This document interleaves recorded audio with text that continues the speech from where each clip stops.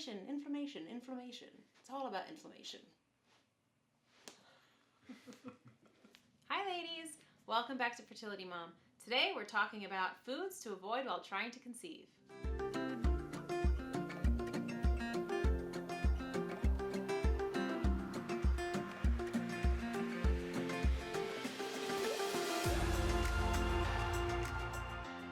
If you want science-based tips, tricks, and secrets to help you get pregnant naturally, then subscribe to my channel and hit the bell so you know when I post new stuff every week. And stay tuned to the whole video today because we're talking about foods to avoid while trying to conceive, and the last food we're going to talk about may go against some of the other advice you've heard. The number one food to avoid while trying to conceive is sugar. We've all heard about this one, right?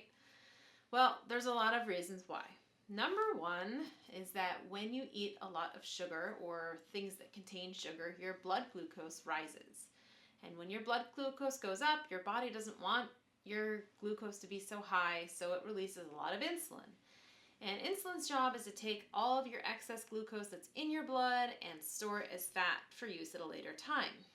Now, with repeated high glucose, then high insulin, then high glucose, then high insulin, your cells start to down-regulate the amount of insulin receptors that they actually have, which means they don't listen to the insulin as well. They're kind of like, all right, I'm done listening to you yell at me to take in more energy. So this is called insulin resistance. Your cells just aren't responding to insulin like they should be or like they used to.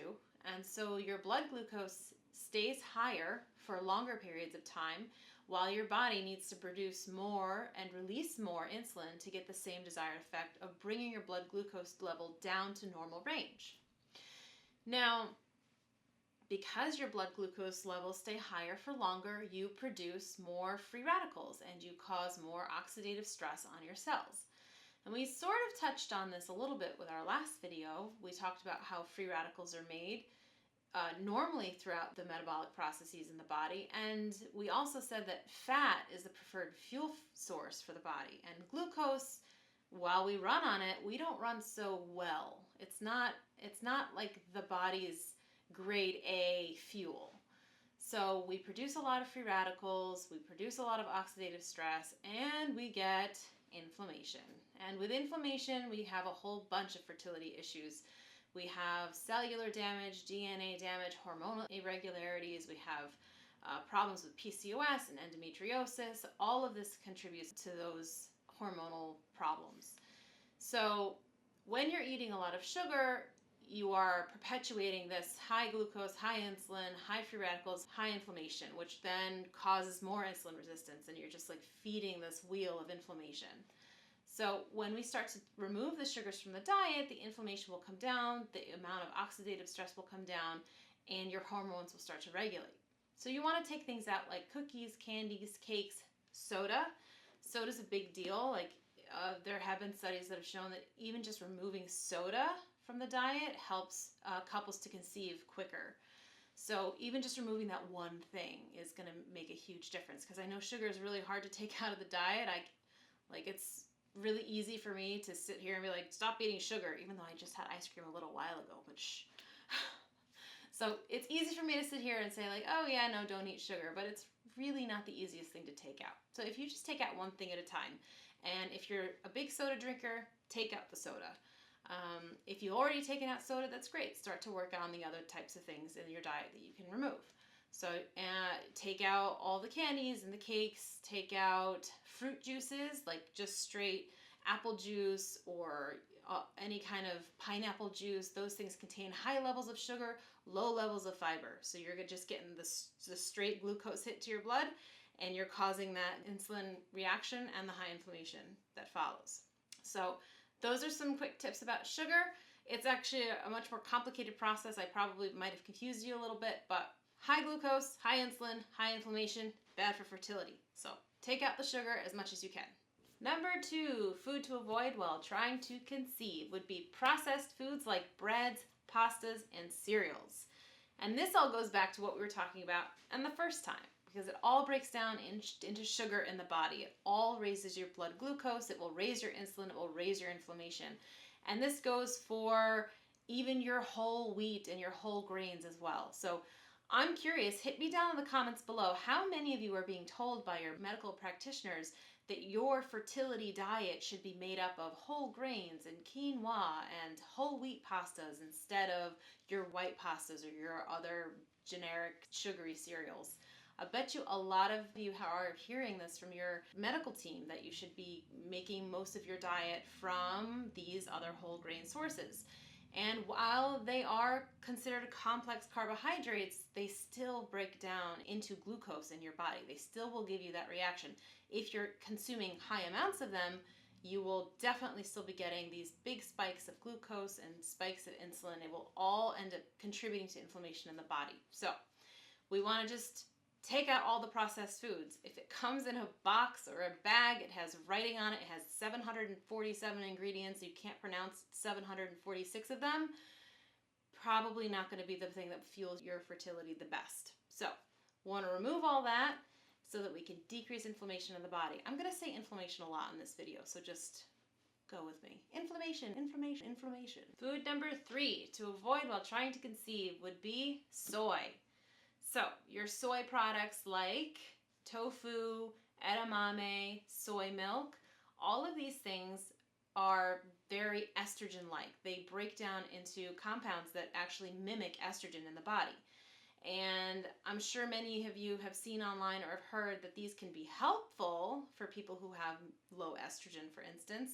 But for the majority of us, that will actually get in the way of our normal hormonal cycling, our normal menstrual cycles, and we will be having irregular periods, cycles that we don't ovulate. We're going to be having more issues with PCOS and endometriosis. If you're struggling with those fertility challenges, then soy products are going to actually contribute a lot to them. Also, if you have a lot of inflammation in the body, if you're dealing with inflammation and your cells are struggling, you're not going to be flushing out these estrogen-like compounds easily. So they're just kind of stick around. And again, this is just going to contribute to a really big hormonal imbalance, and it's not going to allow your body to reset itself and reset its fertility so that you can actually go on with your normal follicular and luteal phases in your cycle. Food number 4 to avoid while trying to conceive would be vegetable oils. Things like safflower oil, sunflower oil, canola oil, mazola oil, margarine. Margarine is so bad for you. These types of oils all increase, I bet you guessed it, they all increase inflammation, and it's because they have high levels of omega-6 fatty acids. Now, I'm sure you've heard of your omega fatty acids, and there's 2 kinds. There's omega-6 and there's omega-3. Now, your vegetable oils and your margarine are very high in omega-6. Now, while we need omega-6 to have healthy functioning in our bodies, we don't need as much as we are currently getting in our modern diet. Research is showing that we are getting up to 20 times or more of our absolute requirement for omega-6s, and this is throwing off our omega-6 to 3 ratio. Now, when your omega-6 is that much higher than your omega-3, you're going to get a lot more inflammation. So you can see how inflammation is coming at us from multiple angles and multiple different food sources. If you're taking in all of these, then your chances of having a very high inflammatory reaction throughout your body is pretty high. So vegetable oils are definitely a no-go. You're going to want to remove them immediately, and you're going to want to replace them with healthier sources of fat. Now, I talked about this in my last video a little bit. I'm just going to go over it really briefly here. Your healthiest sources of fat are going to be your saturated and your monounsaturated fats. These are going to be things like coconut oil, butter, yes, butter, your animal fats, those types of things, avocados, olive oil. These are all really great fat sources for your body and your fertility. And some of you are probably shaking your heads thinking, oh God, this lady with her fat, and these are bad sources of fat, and they cause cardiovascular disease. No, they don't actually cause cardiovascular disease. There has been an entire library of research over the last 50 plus years that have been showing consistently, time and time again, that saturated fat and monounsaturated fat does not cause cardiovascular disease. But I'll bet you guess what does cause cardiovascular disease. You guessed it, inflammation. Inflammation is being called the culprit of lots of diseases now. It's becoming the go-to for the reason that these diseases are actually becoming more and more progressive and more common. Now, there's lots of studies that have linked saturated monounsaturated fat to actually help protect against cardiac events and death from cardiovascular disease.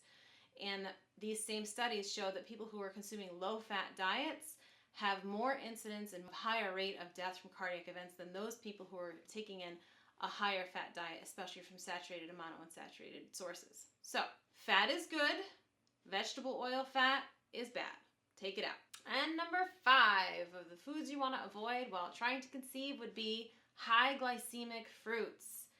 Yes, I said fruits. Crazy lady on the screen is telling you that fruit is bad for fertility. But I'm not exactly saying that fruit is bad for fertility. What I'm saying is fruits that spike your blood glucose really high are bad for your fertility because they cause inflammation.